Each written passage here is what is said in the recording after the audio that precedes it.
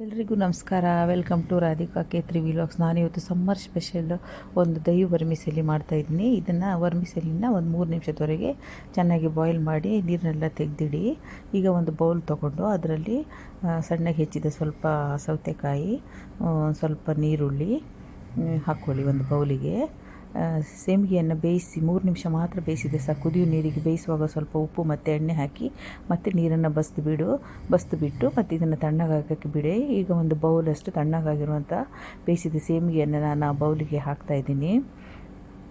ನೋಡಿ, ಈಗ ಬಿಡಿ ಬಿಡಿಯಾಗಿರಬೇಕು. ಸೇಮಿಗೆ ಓವರ್ ಕುಕ್ ಆಗಬಾರ್ದು. ಓವರ್ ಕುಕ್ ಆದರೆ ಮುದ್ದೆ ಆಗ್ತದೆ. ಸ್ವಲ್ಪ 2 ಅಥವಾ 3 ನಿಮಿಷದಲ್ಲಿ ಅದನ್ನು ಅನ್ನ ಬಸಿದು ಬಿಡಬೇಕು.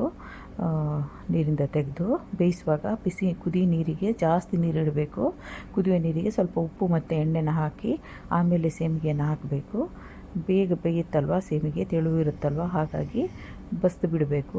ಮತ್ತು ಈಗ ಒಂದು ಬೌಲಷ್ಟು ಮೊಸರನ್ನು ತಗೊಂಡು ಅದನ್ನು ಕೂಡ ಈ ಸೇಮಿಗೆ ಇದು ಮತ್ತು ಸೌತೆಕಾಯಿ ಎಲ್ಲ ಮಿಕ್ಸಲ್ಲಿ ಹಾಕ್ಕೊಂಡಿದ್ವಲ್ಲ ಒಂದು ಬೌಲಲ್ಲಿ, ಅದಕ್ಕೆ ಹಾಕಿ ಮತ್ತೀಗ ಉಪ್ಪು ಹಾಕ್ತಾಯಿದ್ದೀನಿ.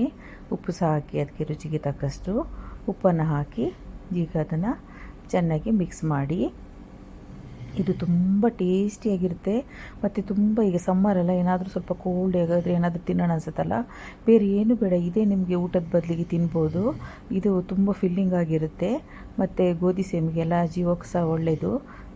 ಹಾಗಾಗಿ ಇದನ್ನು ನೀವು ಮಾಡಿ ನೋಡಿ. ಆಮೇಲೆ ಡೆಕೋರೇಷನಿಗೆ ಒಂದು ಸ್ವಲ್ಪ ಟೊಮೆಟೊ ಹಾಕಿ, ಯಾಕಂದರೆ ಮೊಸರು ಸ್ವಲ್ಪ ಹುಳಿ ಇರುತ್ತಲ್ವ, ಹಾಗಾಗಿ ಚೆಂದ ಕಾಣಲಿಕ್ಕೋಸ್ಕರ ಹಾಕಿದ್ದೀನಿ.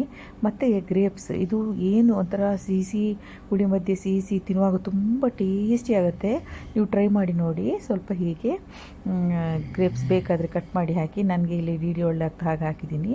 ಆಮೇಲೆ ಮೇಲಿಂದ ಸ್ವಲ್ಪ ಅಚ್ಕಾರದ ಪುಡಿನ ಹಾಕಿ ಖಾರಕ್ಕೆ, ಮತ್ತು ಡೆಕೋರೇಷನ್ನು ಚೆಂದ ಕಾಣುತ್ತೆ, ಖಾರಕ್ಕೂ ಬೇಕಾಗತ್ತಲ್ವ, ಹಾಗೆ. ಮತ್ತು ಇದನ್ನು ಹೀಗೆ ಮಿಕ್ಸ್ ಮಾಡಿ ಚೆನ್ನಾಗಿ ಸರ್ವ್ ಮಾಡಿ.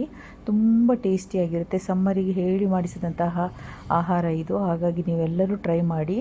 ನಾವು ಸೇಮಿಗೆಯಿಂದ ಉಪ್ಪಿಟ್ಟು ಮತ್ತು ಪಾಯಸ ಅದೆಲ್ಲ ಮಾಡ್ತೀವಲ್ಲ, ಹೀಗೆ ಮಾಡಿ ನೋಡಿ. ದಯವಿಟ್ಟು ನನ್ನ ಚಾನಲನ್ನು ಸಬ್ಸ್ಕ್ರೈಬ್ ಮಾಡಿ, ಲೈಕ್ ಮಾಡಿ, ಶೇರ್ ಮಾಡಿ.